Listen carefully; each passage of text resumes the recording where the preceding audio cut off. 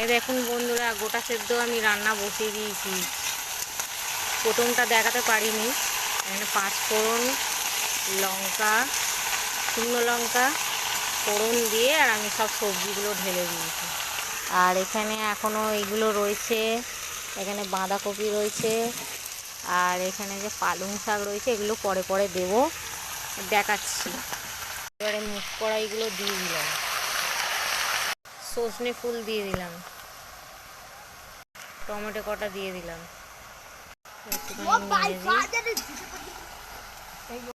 একটু জিরে গুঁড়ো দিয়ে দিচ্ছি, হলুদ গুঁড়ো দিলাম,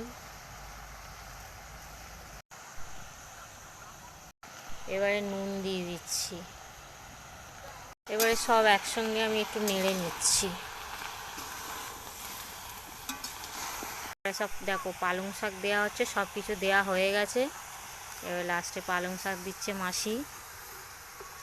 এই যে আমার ছেলে এখানে বসে বসে ফোন দেখছে। বাইরে আমি উনুন বানিয়েছি, উনুনে রান্না হচ্ছে। ঢাকা দিয়ে এটা মুছতে দেওয়া হচ্ছে, হয়ে গেলে দেখাবো। গোটা সেদ্ধ রেডি, দেখুন কেমন দেখতে হয়েছে। সবই গোটা রান্না।